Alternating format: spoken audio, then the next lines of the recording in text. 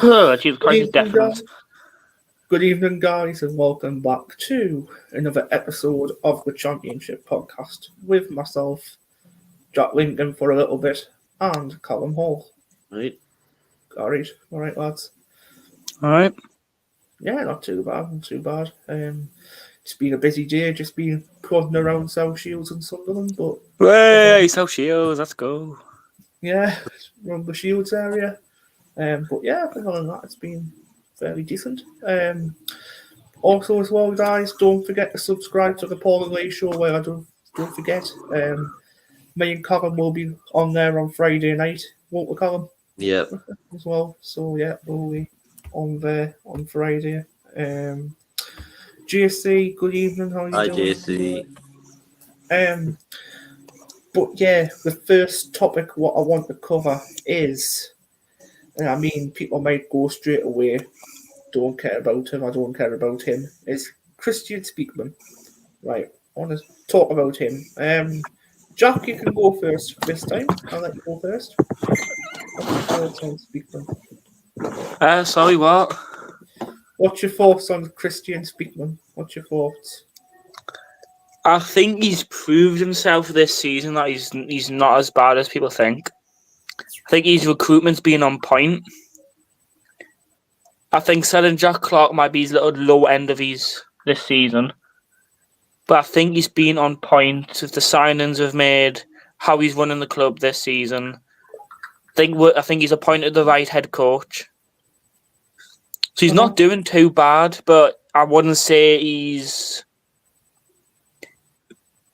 been great over all of his time at the club. Mm-hmm. But this season, he's shown improvements. Colin? Yeah, I'd agree with Jack, actually. He's improved who he signed. I think Jack Clark could have got a bit more money. But to be fair, I think he's recruited well this season, but he could do much better, I reckon. But the players he's brought in and the time he's taken to get Libri, which means he's taken his time to get the right man in, I think he's chose well as the manager we've got in now, to be fair.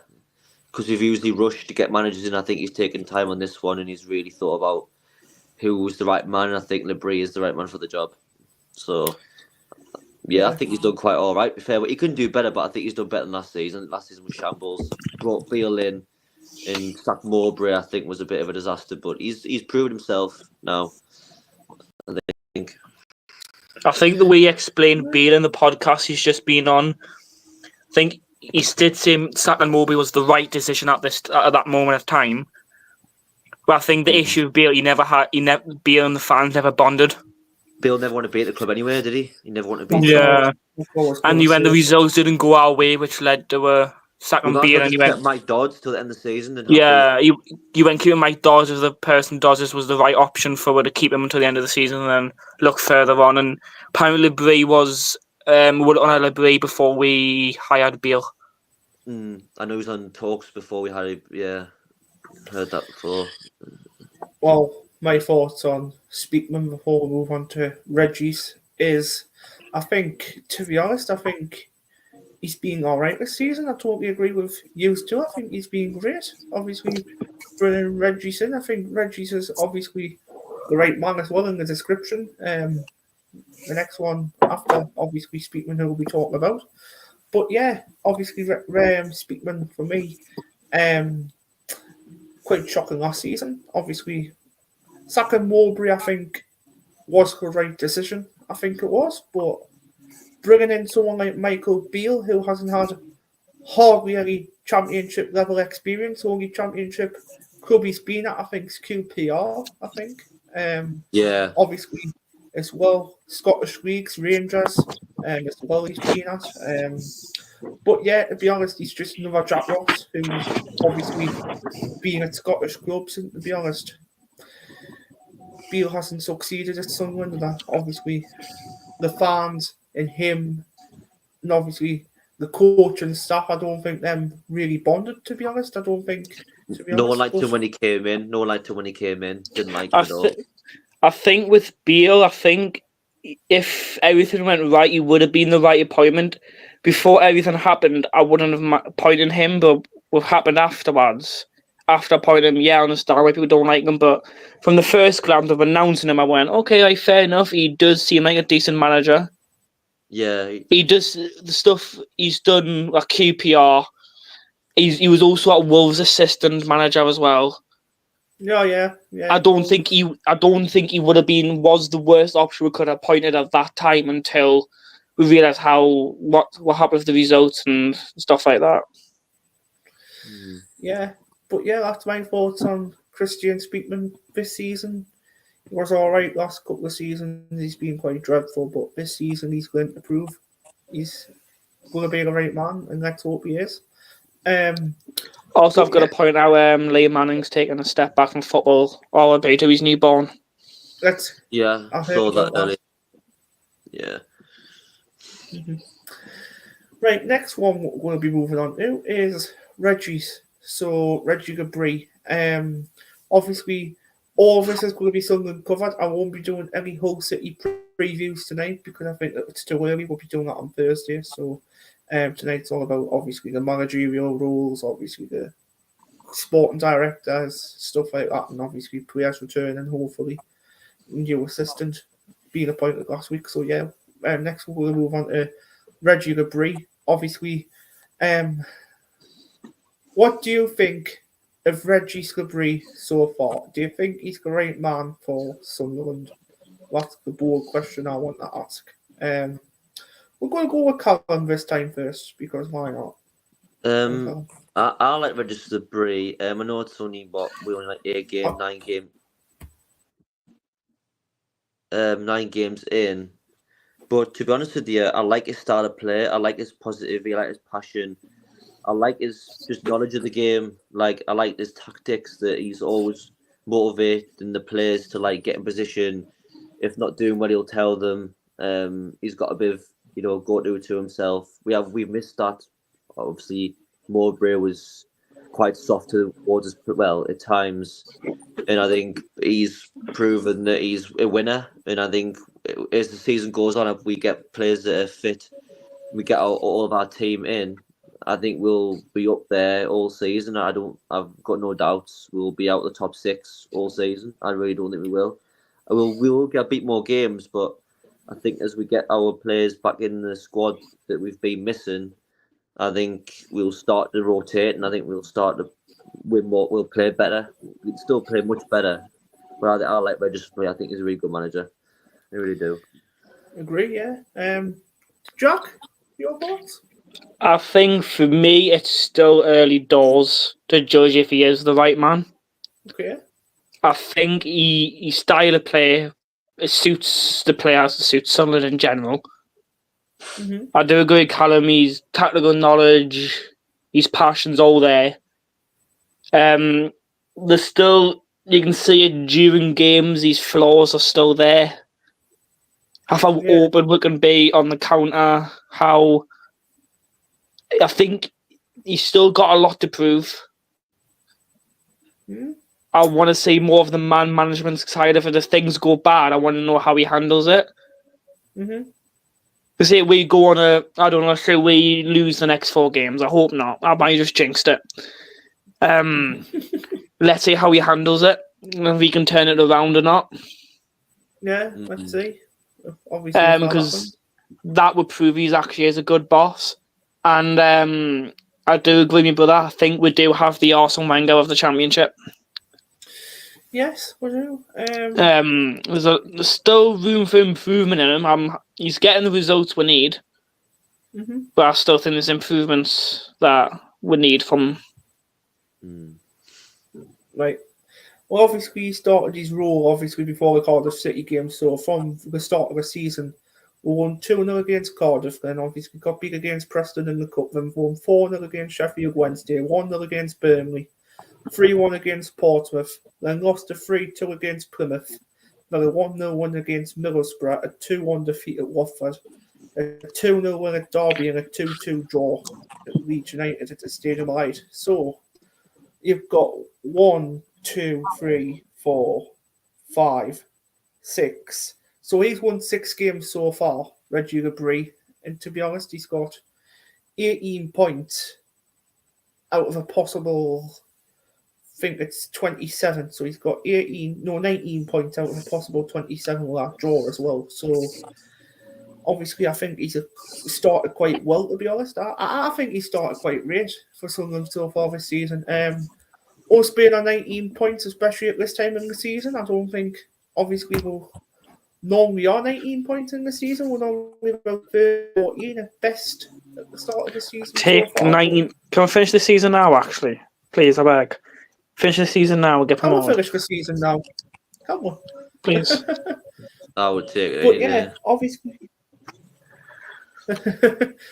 But yeah, obviously, 19 points out of a possible 27. He's only lost. Well, looking at this, he's only basically lost 4 games because you've got to win 2 and draw 2 out of that. So yeah, 18 goals for and 8 against. For goals for, we're the best in the league.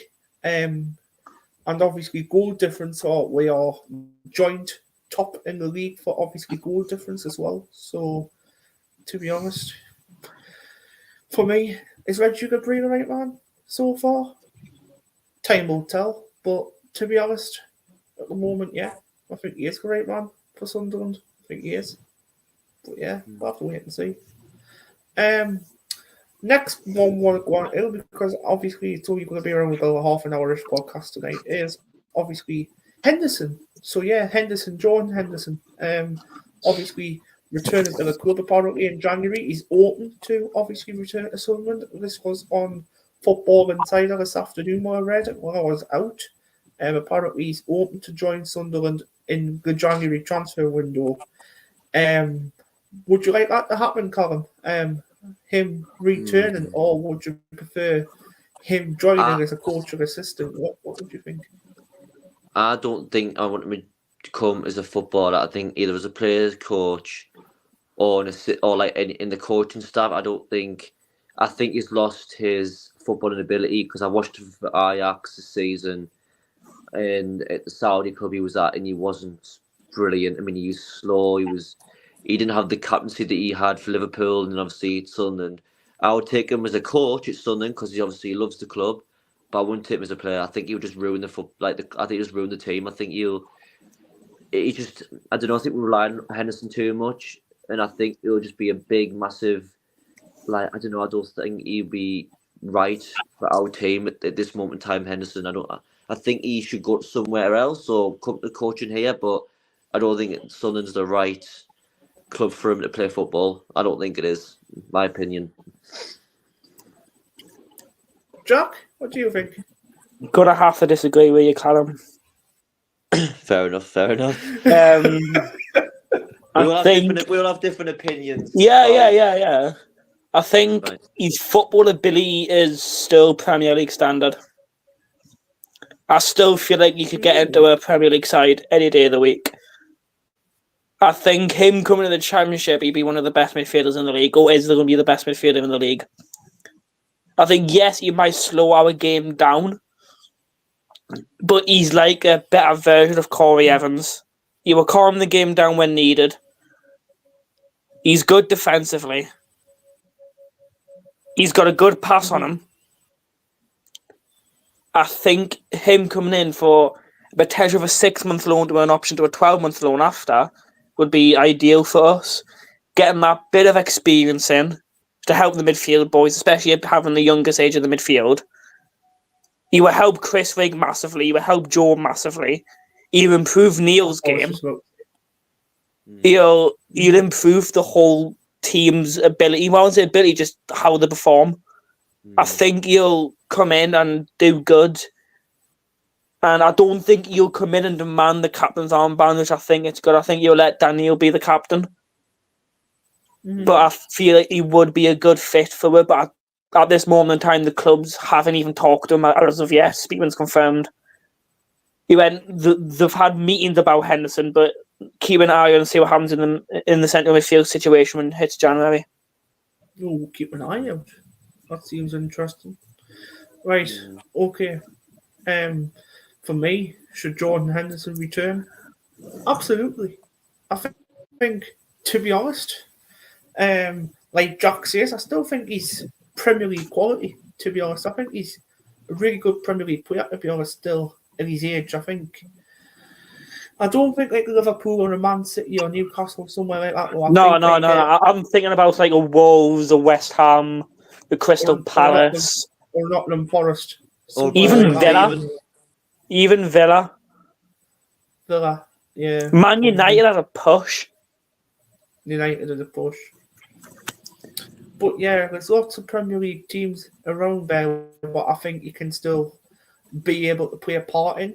But to be honest, like Jack says, if he returns to Sunderland, I think he's going to be one of the best midfielders in the Championship. I think, to be honest, that's what I think as well. And to be honest, he's going to help everyone's game in the midfield. He's going to help Dan Neil, obviously, get better at his football. He's going to obviously help Chris Rigg, obviously, through tough times because he's only 17 years of age. Sometimes he'll need a break at times and obviously he'll need some help. Joe Bellingham as well. Obviously, he's quite a youthful star, obviously, brother of Jude. But yeah. We've got the better brother. We've got the better brother, though. But to be honest, does Jordan Henderson return for me?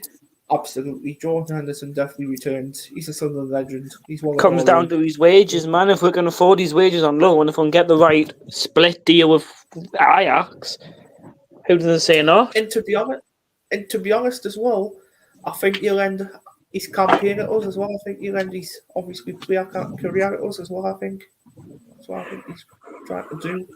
But yeah, 100% me, Jordan Henderson in 100%. Obviously, the last part what I want to go on to is obviously people may have big, massive thoughts on this. Is obviously the new assistant, Pedro. Is it Pedro? I think he's Pedro Ribeiro. Yeah, Pedro Ribeiro. Obviously he came in from is it a Portuguese club or somewhere? Yeah.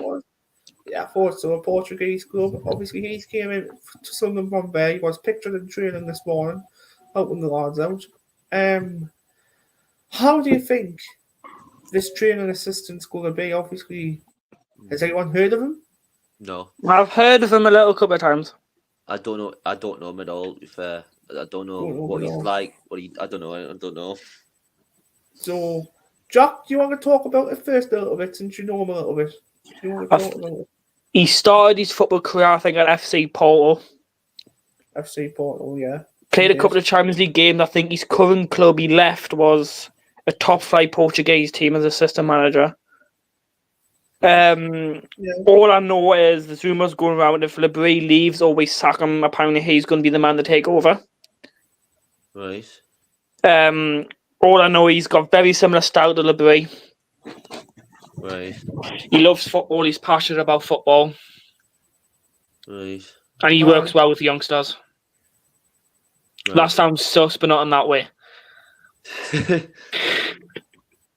I know what you mean. Colin, what do you want to say on this? Well, by what Jack said, I mean, he sounds like he knows his football. If he's been top flight in Portuguese and he's passionate and his style's very similar to Labrie, that might work well together if they got the same kind of style of football. I mean, if we do get rid of Labrie or we sack him, then we've got someone good, I guess, we like behind him. But yeah, I mean, I'm looking forward to see what he's like and how he helps the team, really, to be fair. Yeah.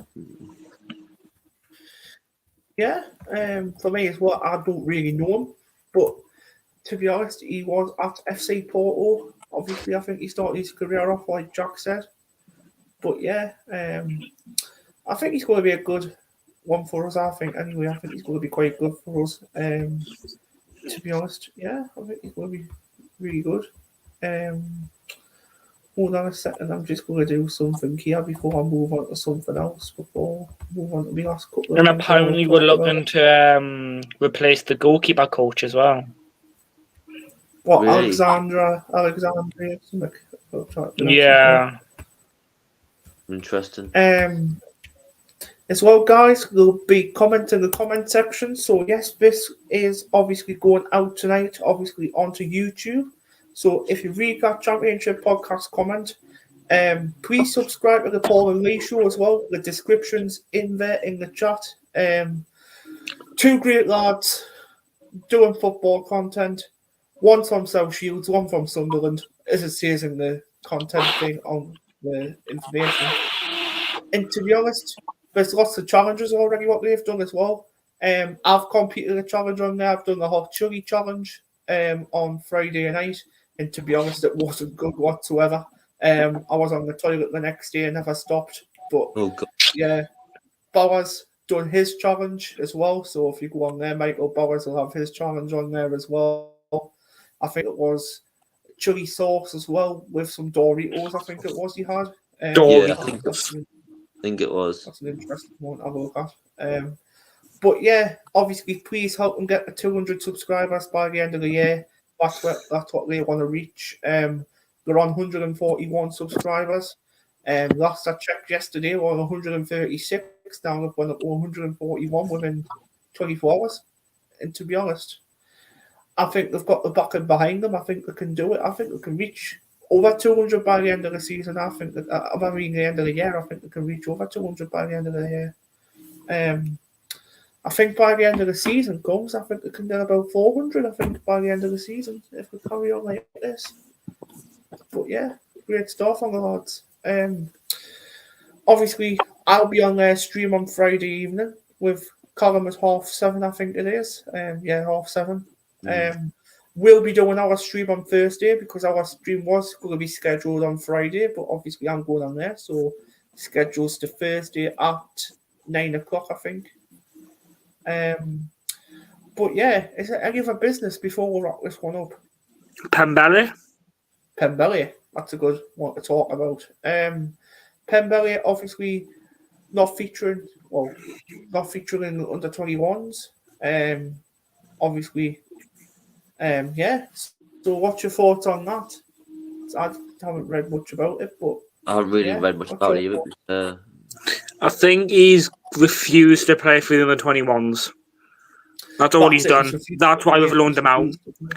In my opinion, if you've come back from playing for PSG, playing over 50 games for PSG, playing nearly 15 games on the right-hand side with Messi in front of him, you have the right to refuse playing with anyone. He's going to want first-team football.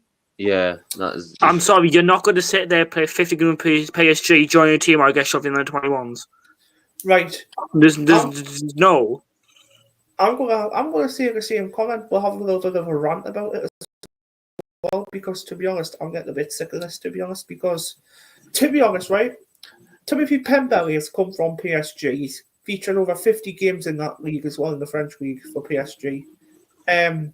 Obviously, he's had great players in front of him, like Messi. He's had Griezmann in front of him as well. Obviously, he's had Neymar. Of all these experience he's got, and he's just playing the 21s. And to be honest, going into the under 21s, really, seriously, that's an insult. That's a fucking insult. Seriously, man. This football club needs to get looked at, to be honest. That's why I think they've loaned him out for as well. But seriously, when he comes back, he needs to start playing some football. He needs to give I'll say no. He needs to give Hume a rest now and again. Because to be honest, you can't play every game because he's just going to get fucked. Obviously, Huggins is going to be back not long, hopefully. Does anyone know a return date for Huggins? I think it's no. All I know is Elise is back and he's braced for. So is Jensen Seal. I see Jensen Seals. Okay. I think with Pembele, the games he started for his loan team, apparently he hasn't been great. He's been awful for them. Oh, interesting. It might just have been because he's still trying to get up the match sharpness. It could be. But I think he needs to improve. He wants given a shot in the Sunderland first team. Because I think Hume can play every single game this season. He done it last season. Why can't you do it this season? Exactly. Why can't you do it this season? Why can't you? But yeah, is there anything else you want to talk about before we wrap this up? I haven't seen much of Pembele, so I can't. I'm okay. He might be playing with Messi, Neymar, and Griezmann. but it's all right playing world class players. But if you're not great yourself and you're not playing brilliant, then Sun aren't gonna keep him. And you know what I mean? Like we've got other players maybe that can step up, and he might not just be. He might not want to train. He might not. He might not care. He might just not turn up. He might just not be bothered, and like that's maybe why they've loaned him out, because he's not willing to train and work hard for Sunderland, so he's not going to get any games, is he? So I haven't seen enough of Pembele, but I've watched some of the games at PSG. And honest with you, he wasn't that great. Okay, he had Messi around him, but Messi can literally make it just a one team player. Messi is just a Messi. Yeah, literally, Messi's just a Messi. Like, you can have 20 other worst players around him, but he just makes your team better. He'll win you the Champions League on his own. Yeah, literally, like Argentina, like, he guided them the World Cup, but they, like, had players like 36, 39-year-old, but he guided them to win the World Cup. You know what I mean? So... Exactly. Right, this is a good fucking thing to talk about before we go off. Right, Sunderland have got 5 games so far. I mean, Sunderland's got 5 upcoming games next coming up, right? I don't want to go about 10, 15. I just want to talk about 5 games and how many points we're going to get out of them, like we always do. So we've got Hull City on Sunday. We've got Luton Town on Wednesday. Then we've got Oxford at home on Saturday. Then the 2nd of November, QPR. And then Preston on the 6th of November, right? How many points do you think we're going to get out of that 5 games? So 15 points out of how many out of 15 points do you think we'll get? 13. 13? I think we'll draw Hull, beat Luton, beat Oxford, beat Oxford, and then either lose or draw to QPR. We should beat What about QPR. Preston? Win Preston, I think. Win Preston this time. I think out of all them games, Sunderland would do a Sunderland against Oxford and we'll lose to Oxford because it's a Sunderland.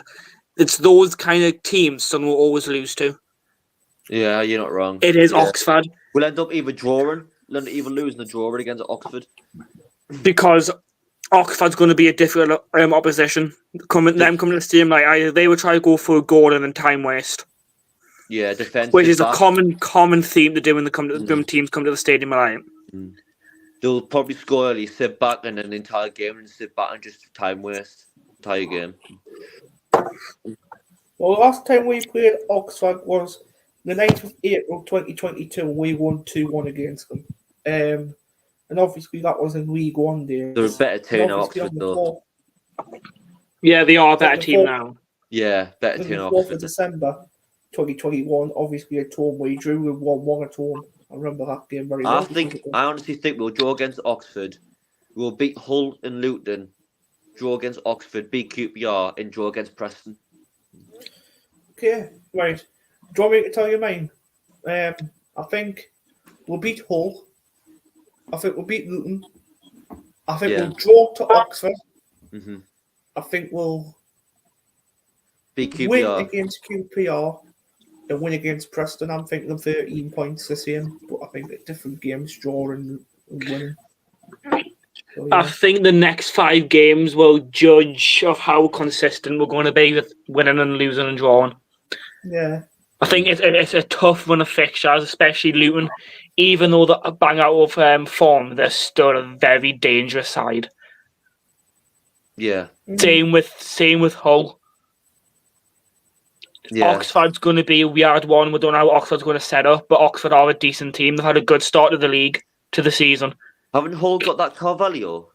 No, he's gone to Brentford. Brentford.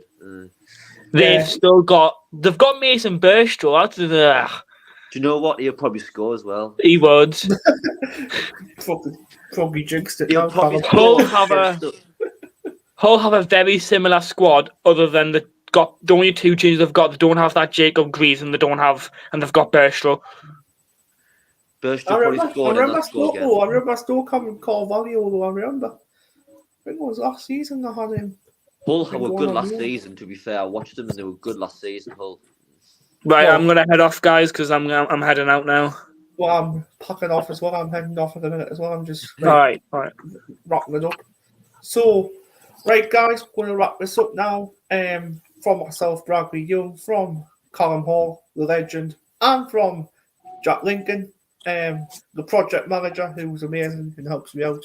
Take care, watch what you're doing, and stay safe, and we'll see you on Thursday. So.